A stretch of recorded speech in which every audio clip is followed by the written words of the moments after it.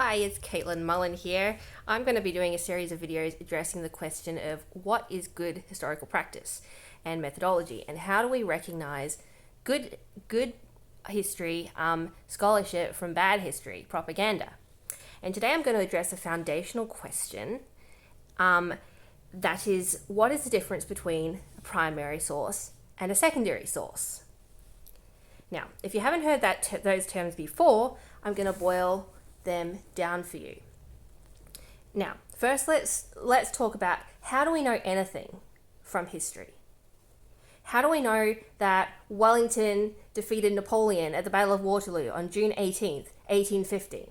How do we know that the Roman Empire stretched from the Middle East all the way to Spain, going from east to west, and from North Africa to Britain, going from south to north?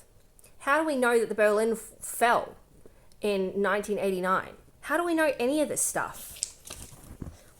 Well, the quest that we know it by hearing from the people who were there and who lived it. But you say, there's a problem. Most of the people who lived in history are dead. How can we talk to them? How can we hear about the things they lived through and experienced, the things they saw, they heard, they felt? Well, that is a problem. But there is an answer to that. We may not have the people themselves to talk to, but we do have the things they left behind. And thankfully, people in the past have left a lot of stuff behind for us to read, study, look at.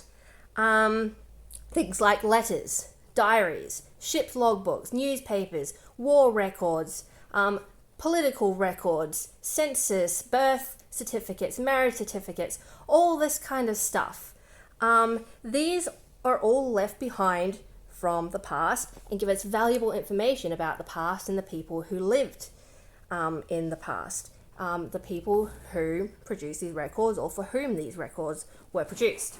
Okay, so these sources that are left behind from a certain time period, and if that is the time period that is being studied by a historian or whatever, we call these records primary sources, okay? We call them primary sources. Now, I have here a book. This is the Peloponnesian War by a chap called Thucydides. Now, Thucydides lived in ancient Athens in the 5th century BC, and he wrote a book about events that were happening in his own time, okay? He wrote about what we call the Peloponnesian War, and this was a big war that happened between the city-states of Athens and Sparta in the 5th century BC. Now, we still have his book. You can read it. You can go buy a copy from Penguin Classics. And his book is a primary source because he is writing about events that he himself lived through and experienced. He actually fought in the Peloponnesian War in the Athenian army. So he gives us a first-hand account. And so we can't talk to him directly. We can't go knock on his door, hey Thucydides, can you tell me all about the Peloponnesian War? No, sadly, I would love it if we could do that, but sadly that's just not going to happen.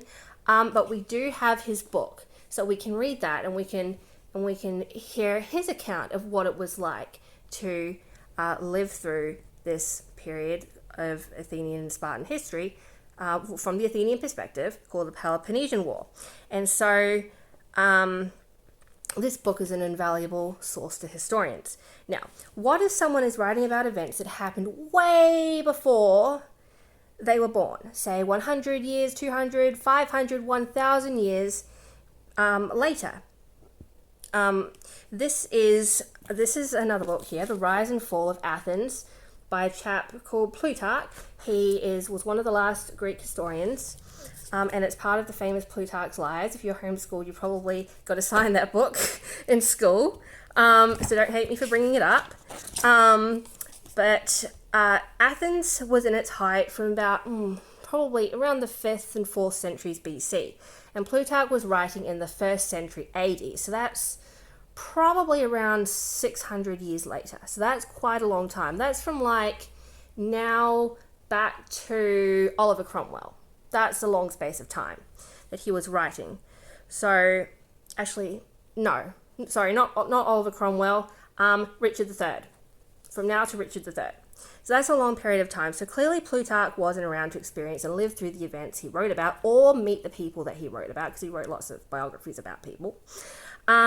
So he would have gotten information from his book from other sources, probably would have had access to primary sources that we don't have anymore, sadly. Therefore, we call his work a secondary source, okay? So let's review. A primary source is a source that is written or created by someone who lived through and experienced the events that they are describing.